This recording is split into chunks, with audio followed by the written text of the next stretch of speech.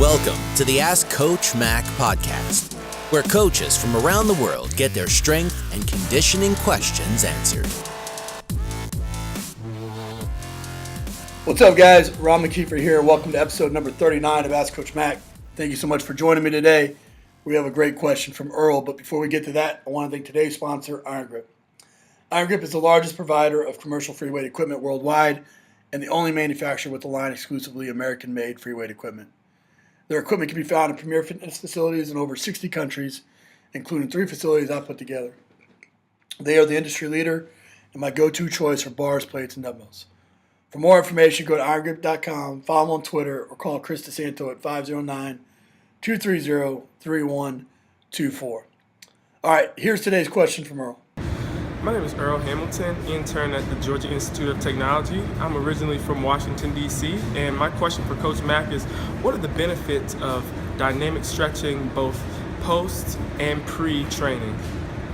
Earl, appreciate your question about dynamic stretching. I think, basically it's this. The benefits of stretching in general, and the research out there on stretching is it's really a flip of the coin. It's whether or not you believe in it or not. I don't think that the research technically determines one way or another completely without a shadow of doubt the effectiveness or what's not effective when it comes to stretching. So I think ultimately it comes down to you. I think the benefits of dynamic stretching, I think you're continuously moving. You're elevating the core temperature when you're doing that. You're taking the body through movements in which they'll experience on the field or on the court.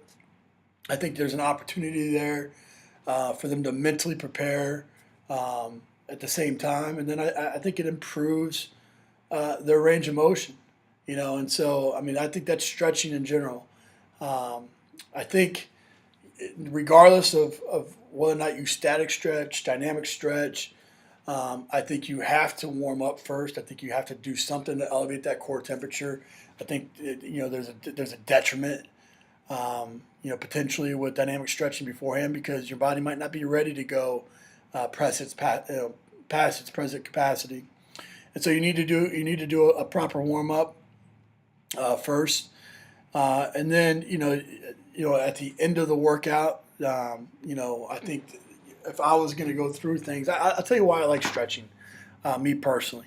I do like stretching for that reason. I think there's opportunity to elevate core temperature. You're taking body through the movements it'll experience in sport. I think you're mentally preparing and you're improving the range of motion. I agree with all those things. At the very beginning, I think it also serves as a definitive start time. If we start stretching, we blow the whistle to start stretch or start to warm up.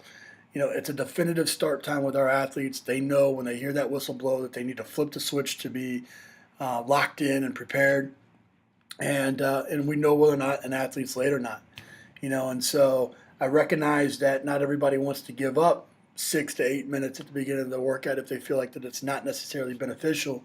However, I think that there's a benefit in that, with that definitive start time and that opportunity to mentally prepare and to get your body ready to go for what's about to happen. I think that that's important, and I don't think there's enough research out there showing that there's a detriment to do that. Now, there is quite a bit of research on whether or not static stretching helps versus dynamic stretching. I think I'm more in favor of the dynamic stretching. However, I think a static stretch can be beneficial, especially at the end of a workout.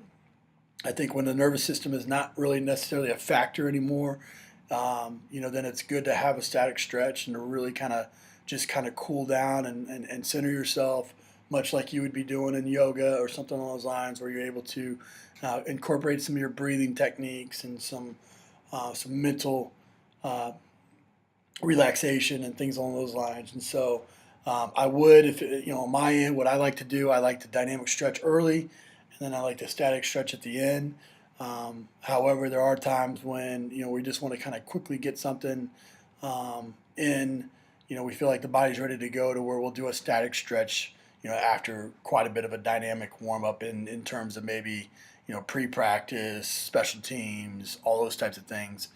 They've gone through essentially a dynamic stretching routine just by doing the sport, and then we back that up with a static just to kind of get them going, to reset the body a little bit and be ready to go. So, Earl, I hope that answers your question. Would love to hear what everyone else thinks. Use the hashtag AskCoachMac39 to continue the discussion over on Twitter. Earl, thanks for your question. I want to encourage everyone else that if you have a question that you would like to potentially be featured on the show, head over to AskCoachMac.com. There you can ask your question by hitting the record button at the bottom of the page. Thanks so much. I appreciate you guys for listening. Here's a quote to finish off the day by Tom Robbins. Stay committed to your decisions, but stay flexible in your approach.